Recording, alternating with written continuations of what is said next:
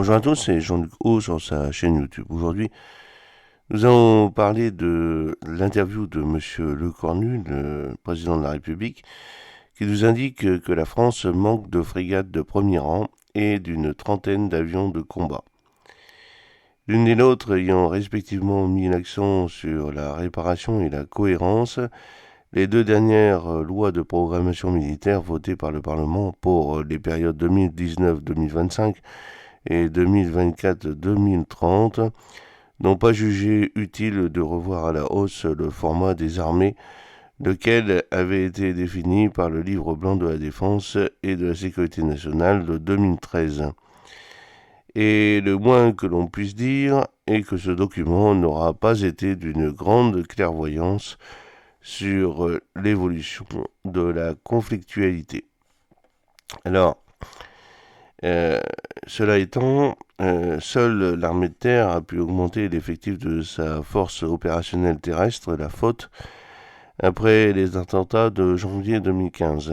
Quant à la Marine nationale et l'armée d'air et d'espace, il aura fallu consacrer les ressources pour prendre en compte de nouveaux champs de conflictualité, tout en modernisant certaines de leurs capacités clés sans toutefois aller jusqu'à les renforcer.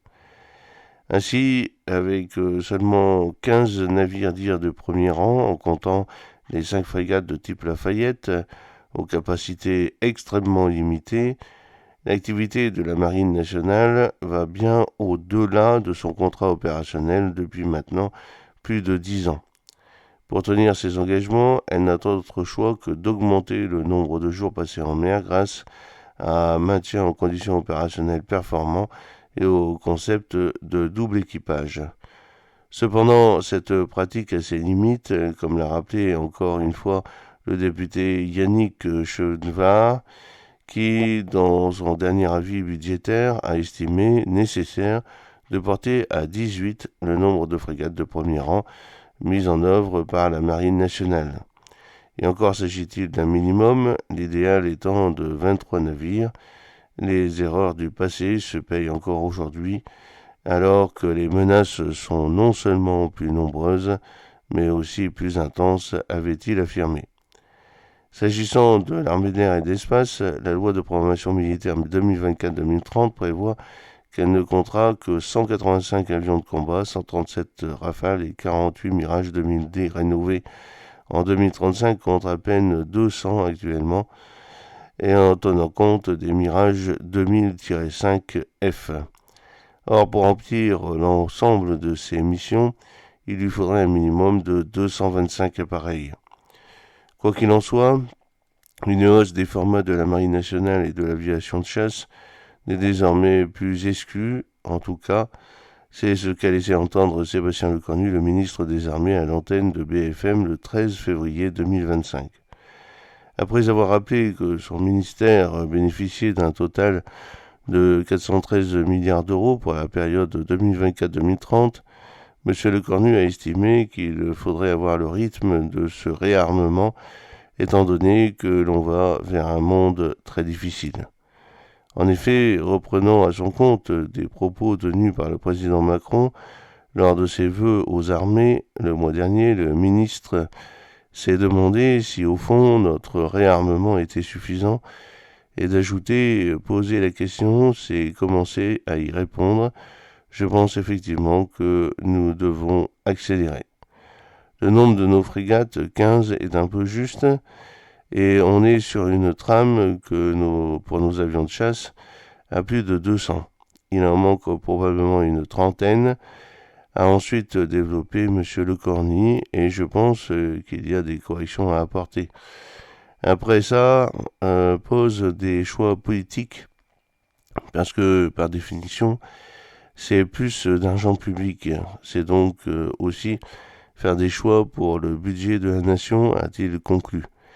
Naval Group et Dassault Aviation doivent-ils s'attendre à recevoir des commandes pour des FDI et des Rafales supplémentaires?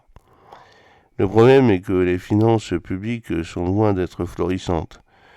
Et faute de faire le nécessaire pour y remédier, la France va au devant de graves difficultés, comme l'a souligné la Cour des comptes, dans un rapport publié le 13 février 2025. Nous ne pouvons plus nous permettre de reporter nos efforts.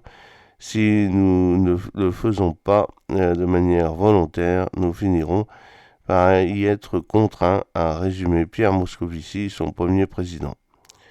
Pour la rue Cambon, ce ne sont pas des recettes fiscales moindres que prévues qui sont la cause du dérapage budgétaire constaté en 2024, comme l'a affirmé le gouvernement, mais la hausse de la dépense publique qui, selon M. Moscovici, n'est pas tenue. Ce que nous appelons le cœur de la dépense a progressé de 2,7%, c'est la progression la plus importante des 15 dernières années, a-t-il observé.